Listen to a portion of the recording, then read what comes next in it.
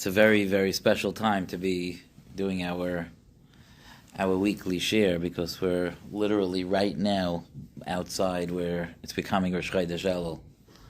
I don't know if we've ever done that before. Just the timing, because it's the summer, and the day that we're literally stepping into Rosh Chodesh Elul as we speak.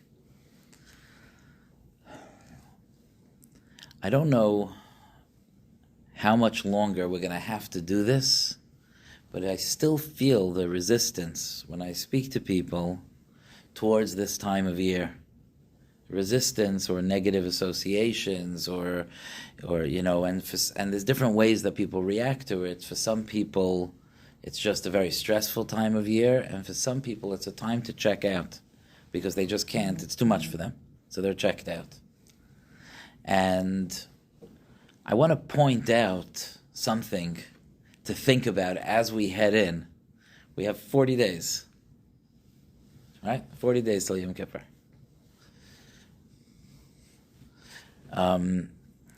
41, I think, literally. But, okay, who's counting? No, I think 40, actually. Right? 40, yeah. You making a cheshbon? I think 40. 40 nights from tonight. Yeah. Yes. So, I want you to think about this. I have this thing when I walk to shul on Rosh Hashanah morning. It's not going to happen this year, what usually happens. Because this year, Rosh Hashanah is Shabbos and Sunday. But usually, you've all had that experience. We walk to shul, and it's a regular weekday outside. And school buses are running, and people are going to work, and we're heading to Tkiyas Shofar, and to davening, and to Musafs, and the Hashem Melech, and Hashem Malach, and Avinu Malkeinu. And on the street, we just don't see any. There's no remnant of it whatsoever. You would expect it if, like, there's a presidential briefing that day in the White House. They would start off saying, as you know, today is Rosh Hashanah. We hope that we'll have that God will decree that the good things will happen this year. I'm saying this Xer is happening that day. It's relevant to the entire world. You would hope that, you would think that, but there's no such a thing. There's no such a thing, and there's never, ever been a movement to get the non-Jewish world to buy in to the fact that they are being judged on Rosh Hashanah. Yom Kippur comes, and this we will experience this year, the same type of thing. It's the absolute holiest day of the year. We walk like holding our breaths. The men are wearing kittles. We're bowing. We're listening to the Avodah. It's the equivalent of walking into the Chodesh HaKadoshim. Like, we literally escort the Kohen Gadol into the Chodesh HaKadoshim. I'm getting the chills just describing it. We say Ne'ilah. We call out Hashem Hu Elokim 7 times as we escort the Shekhinah, back to its place. Like, it's a mind-boggling day. You go outside, nothing. Nothing. Some people have a day off, yeah. Some people have a day off. I don't know if that's better or worse,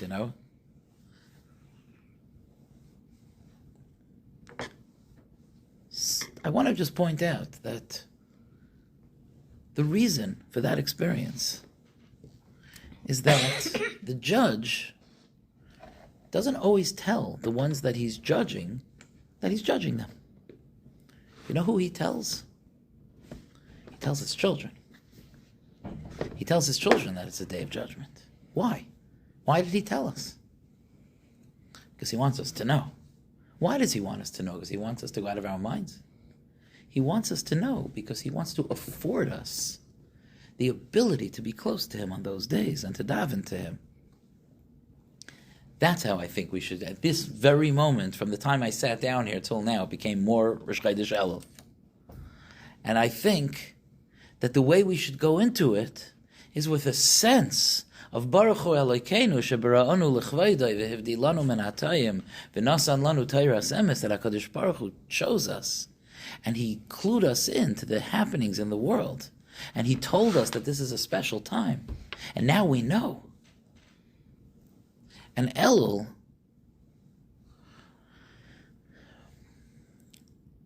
is a very, very, very special time. There's a huge mistake in the world, this idea. How many times have, some of you have heard what I'm about to say, upwards of hundreds of times, okay? About how in Europe, when Elul came, everyone was terrified, right?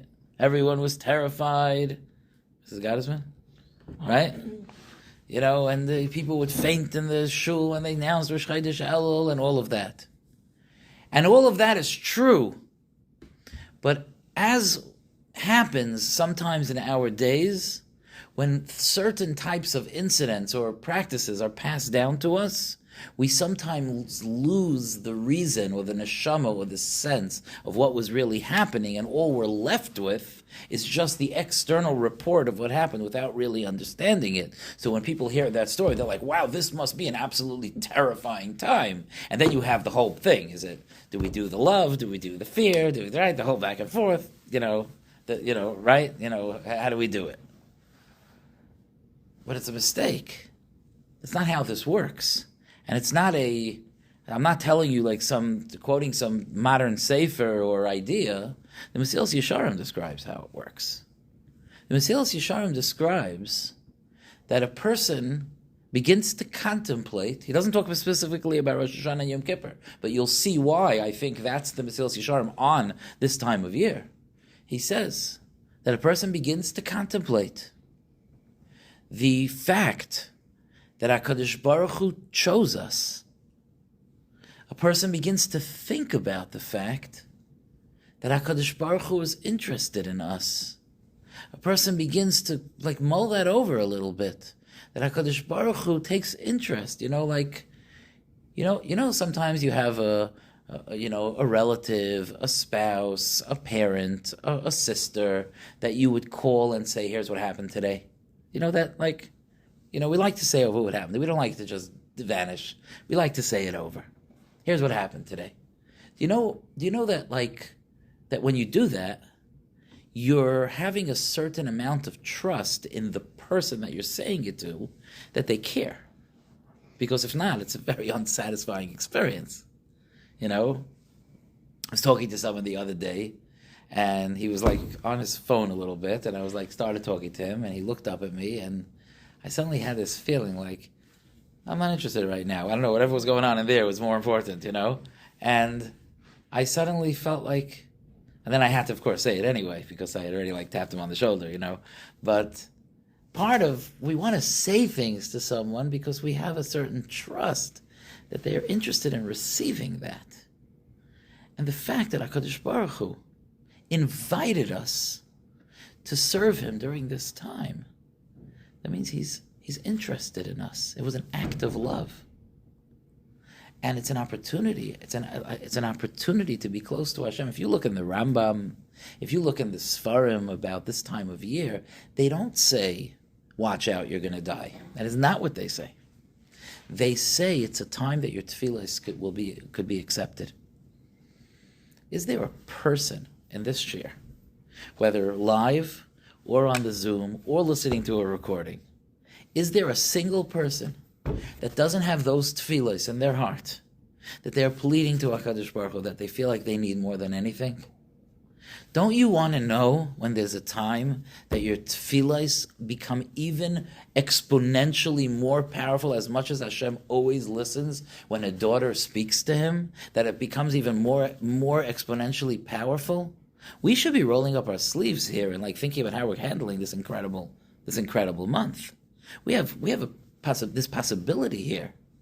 Sometimes you get a sense ki nigzer or gzeira, that sometimes you get a sense that HaKadosh Baruch Hu, this is the way it's supposed to be. We've talked about this a little in the beginning, before the summer, if you remember. Sometimes we get the sense this is the way things are supposed to be. But sometimes we're supposed to bang down the door with tefillah. This is a time of year of banging down the door with tefillah. Things could change now.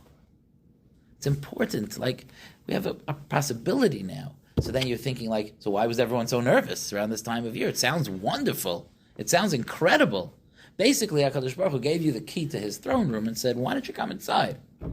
What's there to be nervous about? Yeah, because when you walk into the throne room, you gasp and you realize that this Father that was just being so loving is the most powerful, have another word that comes after that. The most powerful. You realize the power, the fact he's the creator of the whole world, that he holds everything in his control. You gasp from his greatness. Look at the night sky. Look under a microscope. Look at our own bodies. Look at the miracle of the awe, even just in the physical world, and then learn a little bit about the spiritual world and the malachim and the olamais and the choosing Klal Yisrael and that Hashem that did all that. Hashem said, Anochi Hashem Elokecha. The entire Klal Yisrael jumped back and died. That Hashem, I just have a conversation with. That awesome, powerful Hashem, I have a conversation with whenever I want, as we've discussed many times. Whenever I want. So I get gripped with awe, but it's not an awe of like dry fear, like someone's bullying me in the street. It's an awe that's built on Hashem invited me into the throne room. And I lost my breath. And I can't believe I'm here. Yeah, that's awe. But that's an awe that mixes with love in a way that only a Yid could experience. That's an Ava and Yira that's like Rav Hutner wrote in his song, that's woven, that's intertwined together. That's what this is about.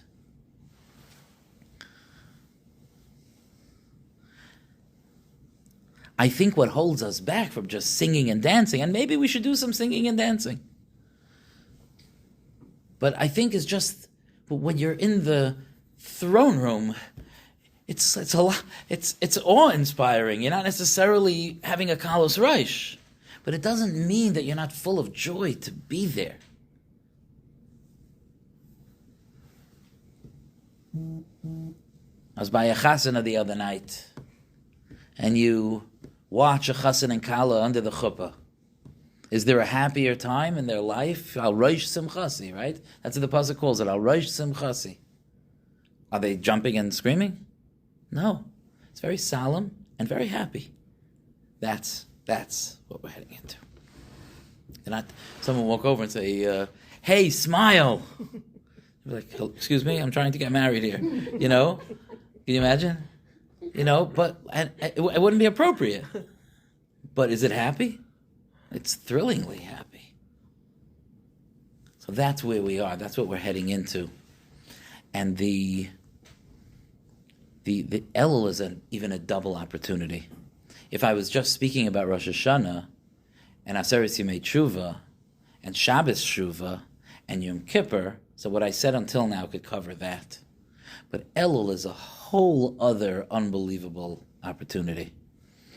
In the Slichos, so the first Slichos that the men say late Matzah Shabbos, middle of the night.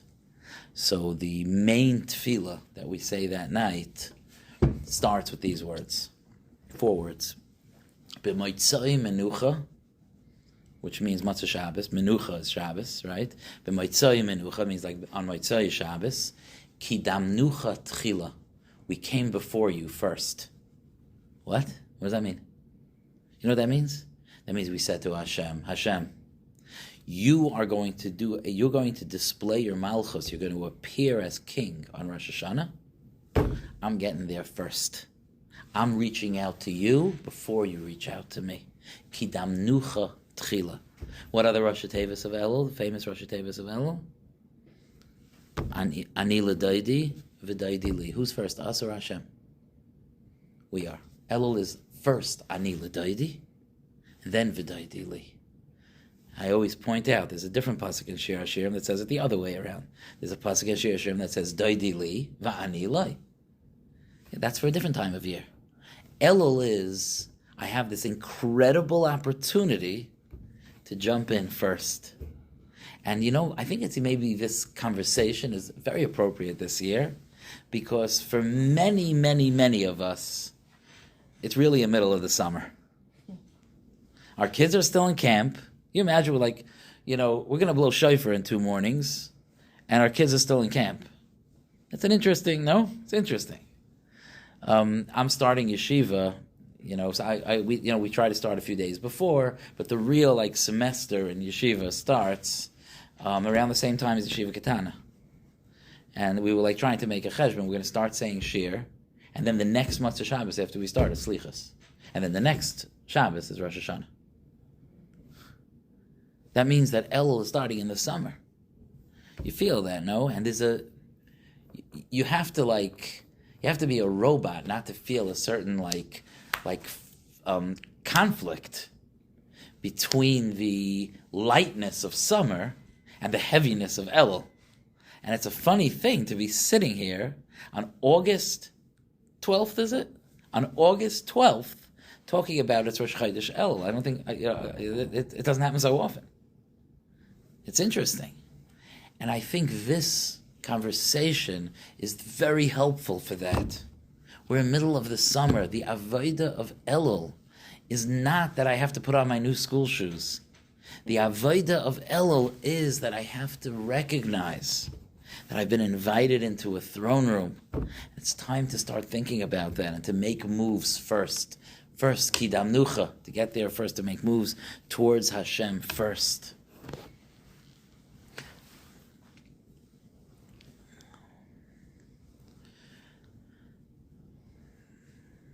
There are several psukim that the Mishnah Berurah brings very famously that are the Rosh Tevis of Elul. The Kitzur Shulchan Aruch writes that the three psukim, the three classic psukim that are brought that are Rosh Tevis Elul, are correspond to tshuva, tefillah, and tzedakah, because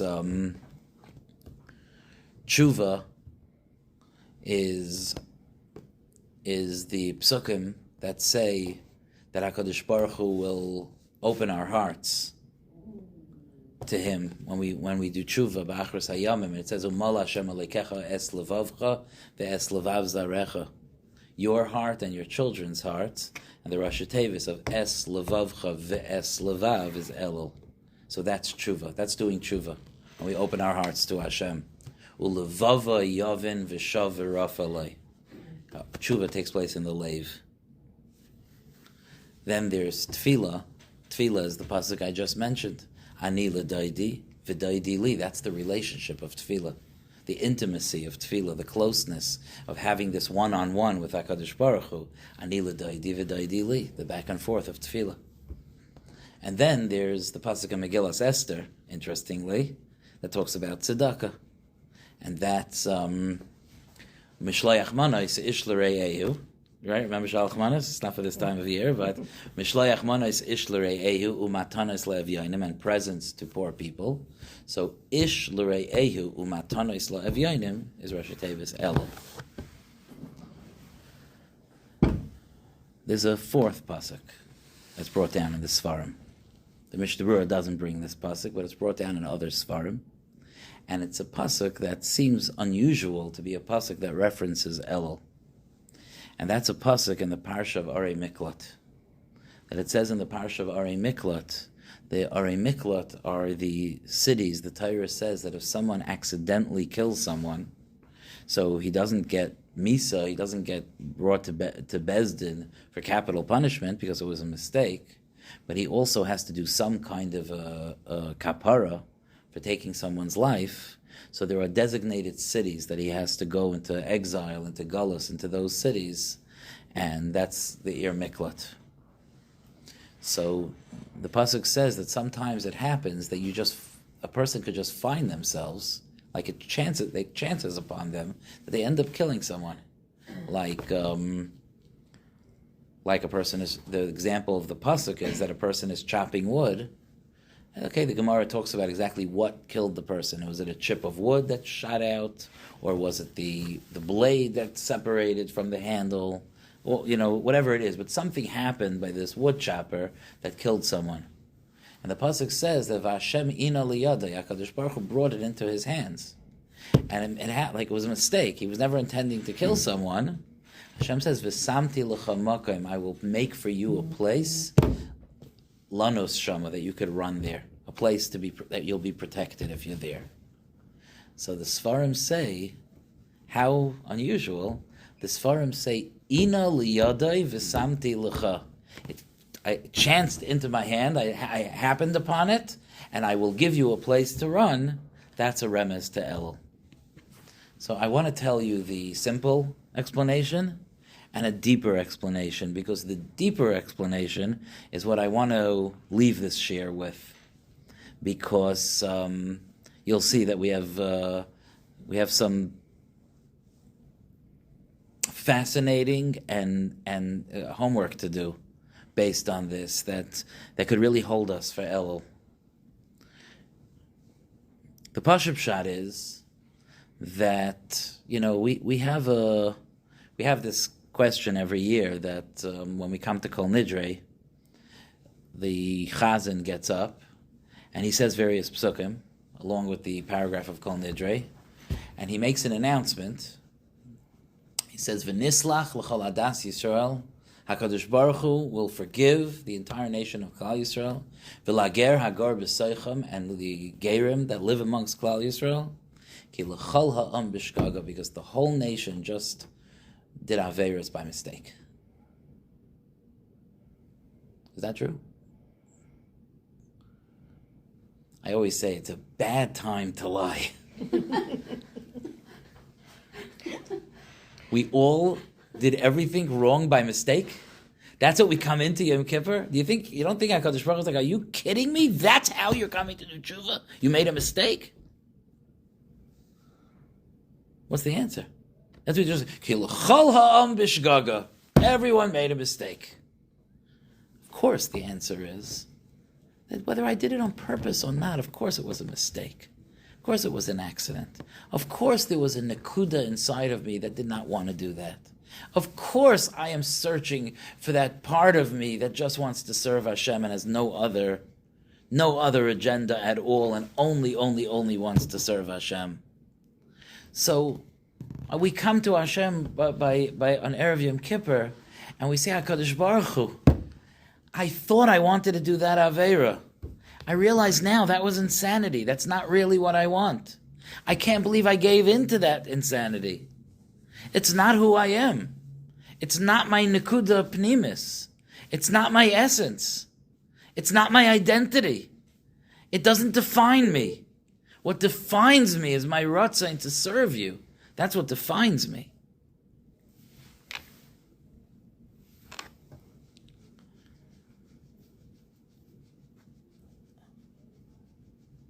And that's what we say. Hashem ina liyadei. Hashem made it happen. Kilachala am b'shgaga. We're talking about killing b'shageg. I killed b'shageg. V'samti l'chamakem. Hashem said, I'm going to give you a way out. I'm going to provide you a place. You know what place that is? Chodesh Elul. It's a day that Hashem says all of that clarity that you have, that it was all a mistake, you could work on it on that month. Hashem ina liyadei v'samti l'cha. You can work on it on that month. That's a time that you could focus and find that part of you.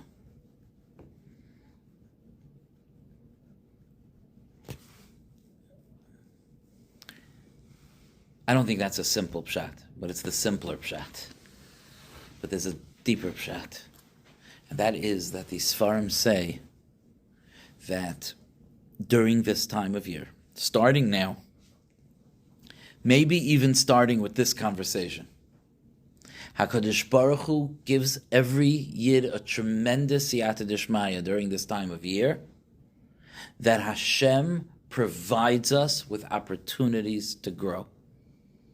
Hashem provides us with inspiration. Hashem provides us with challenges. Hashem provides us with strength. And we are about to go on a 40-day journey. And part of that journey is that along the way, HaKadosh Baruch Hu is going to provide us with things that we can use to grow. And that's a perspective on life that could be very, very energizing, especially this time of year. Because life is unexpected, and things happen that we could not possibly have planned for. And I wrote in the Dvar Torah in the bulletin this week, I wrote about the Rav Dessler that talks about the pasuk describes that when armies go to war, they do all kinds of terrifying things because, the noise terrifies us. A sound of thunder could terrify us, even if you know it's thunder. So they do, and so they'll make the horses scream. They'll like hit the horses, so there's like the noise of hundreds of screaming horses. You know how terrifying that sounds? They'll bang their shields together. Another bang, you know what that sounds like? They'll blow shayfaros, or they'll scream, and each thing is terrifying. But you know what's the most terrifying? That they keep changing it. I can get used to one terrifying thing. I can become accustomed to it. But when the situation keeps changing, that keeps us guessing. It's one of the, Rav Dessler says, it's one of the tactics of the Yetzer Hara, is that he likes to keep us guessing. Is that it's something new. I was just getting a handle on this, and something new, a different challenge happens. But that's what we're going to go into Chodesh Elul with Hashem's help. I want to enlist your help, that we go into Chodesh Elul knowing that the time ahead of us, the next 40 days ahead of us, instead of the Yetzer Hara getting ahead of us, we're going to get ahead of the Yetzer Hara, so to speak, in the sense that we're going to look at the challenges that come. And Be'ezer Hashem, all our challenges should be good. We should have good challenges. There's also such a thing as good challenges. We should have challenges of simchas, which are very challenging, but they're good. We should have challenges because our children are growing from one stage to the next, and that's challenging and it's good. I'm not wishing chas v'shalom anyone to have negative challenges, but in the regular challenges in life, and we're going to have the regular challenges. We have to make yantif, the regular challenges, and our goal is going to be over the next few weeks to recognize that there are challenges ahead, and instead of trying to hide under the table, instead of resisting the challenges, we're going to be grateful to HaKadosh Baruch Hu for giving us the ability to grow. And we're going to try to use each challenge as an opportunity to work on the things we need to work on. Hashem has this amazing way of making our challenges exactly challenging to our personalities. In other words, sometimes you ever have the feeling like, I can handle anything, but this? Yeah, that's why. because this is where you're going to grow. This is where there's friction. It's not easy for me to say this, by the way. It's hard because some of these challenges are difficult. Again, I'm not wishing difficult challenges, but we have difficult challenges that we come to daven to Hashem with. But part of our emunah is that HaKadosh Baruch Hu is challenging us for our own benefit. And HaKadosh Baruch Hu is challenging us because He wants us to ultimately one day come back to Him, having accomplished the mission that He sent us here to accomplish. He wants us to come back successful. And in order to come back successful, sometimes He creates challenges in our life that we did not think we needed those challenges to be successful. But HaKadosh Baruch Hu provides us with challenges that are what we need. Ina liyadai v'samti l'cha. It will chance in our hands. Hashem says, I am giving that to you. That is my giving you an ability to grow. That's my providing you with a way to try to transcend the smaller parts of ourselves and to inhabit the bigger parts of ourselves. The gadol in us, the mature person in us. It's so easy to get lost sometimes in the trivial things, and to be able to have this broader view, I don't know if you've ever had this, that I've not only have I experienced it, but I've seen it. I've seen it happen, with bespalalim, with friends, that these petty things get on our nerves, and with big shitas and drushes and, all our ideas, and then we're standing there by Ne'ilah, none of this matters. It's just none of this matters. Hashem, chasmeinu l'chaim tovim. That's what matters. Nothing else matters. And that's something for us to think about, not at Ne'ilah, but it's something for us to think about at the beginning of Rosh Chodesh Elul. Let's go into these next 40 days knowing that they are amazing, amazing, powerful days. You were incredibly powerful before today because you're a daughter of HaKadosh Baruch Hu, and that's incredibly powerful. Today, you're even more powerful because your father in Shamayim opened the door to the most private part of his palace, and he said, I'd like you to come in, and you can speak to me now. So that's an opportunity. Oh, we lose our breath with awe when we walk in. I get the chills describing that to you. Yes, it's a fearsome. HaKadosh Baruch Hu is very, very, very, very, very big and very powerful, beyond our comprehension. But we know that awe is coming because he invited us, and we would never want to not have it. We would never say, no, I'd rather stay outside. We'll come and we'll be awed, but we want to be there. And we want to whisper into the king's ear the things that we need. And we'll try to work on the different things that are Rosh Tevis Elul. We'll try to work on doing tshuva. We'll try to be honest with ourselves and make changes. We'll try to work on our tefillah and our communication with HaKadosh Baruch Hu. We'll try to work on our chesed, which is the midah Hashem wants to see in us. It's the midah with which He created the world. And try to be giving and to remind ourselves, of course, that chesed is something that starts within us and it branches out. So we want to be mischased with our families. We want to think about our friends. We want to feel a responsibility to our community.